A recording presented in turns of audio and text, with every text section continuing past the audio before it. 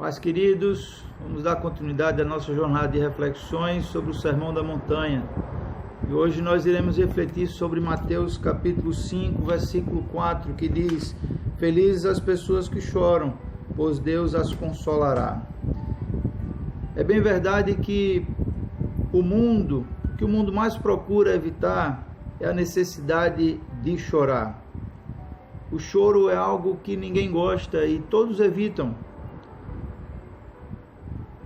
E tudo gira em torno da busca pelo prazer, pelo dinheiro, entretenimento, energia, entusiasmo, para evitar que alguém chore.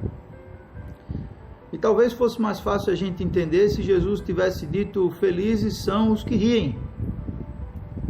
Mas Jesus disse: não, felizes são os que choram.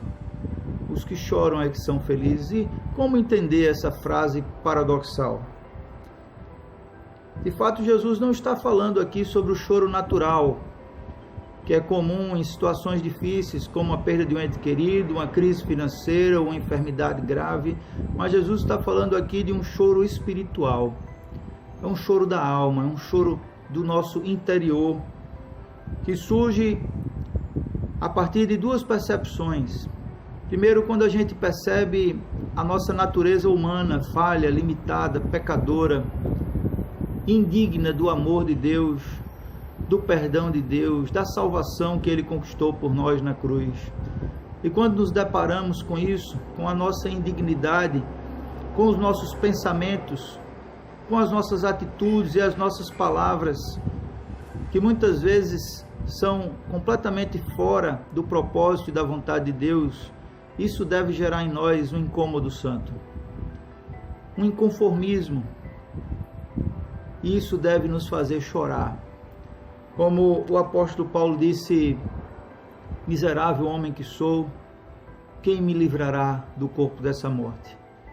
Não faço o bem que quero, mas o mal que detesto, esse faço. Eu sei que em mim, isto é, na minha carne, não habita bem algum.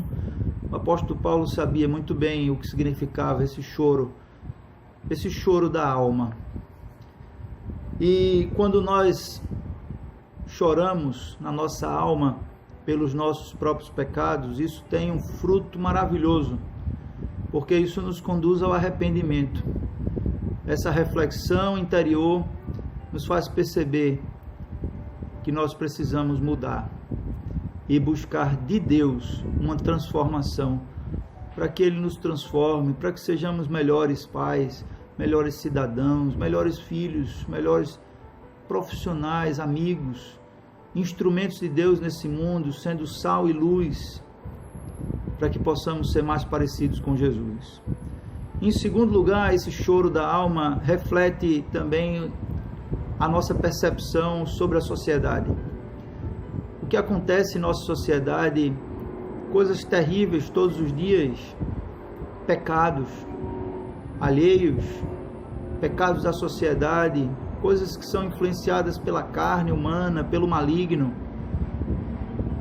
homicídios, latrocínios, estupros, violência, corrupção na política e em tantas outras áreas. Isso também deve nos incomodar, deve nos deixar inconformados.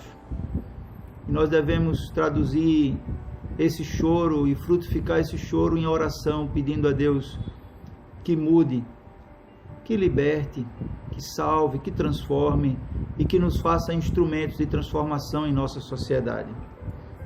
Felizes são os que choram, porque serão consolados.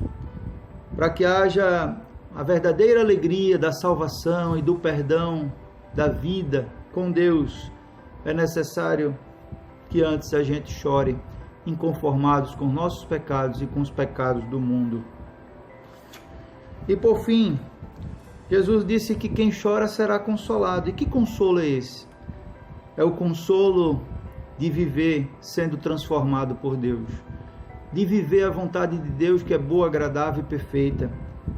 É o consolo de viver na presença de Deus, sendo confortado e fortalecido por Ele. É o consolo da certeza da vida eterna que nos aguarda, num mundo que não haverá choro, não haverá mágoa, não haverá inveja, não haverá falsidade, não haverá mentira, não haverá enfermidade, não haverá nenhuma maldade. Os que choram serão consolados. De maneira que, se você quiser ser feliz, chore. Chore inconformado com você mesmo e com o mundo. E Deus vai lhe consolar e vai transformar esse choro numa grande, real, profunda e sincera alegria. Alegria de pertencer a Ele. Alegria de ter a vida eterna, o perdão e a salvação. A alegria de viver na presença de Deus.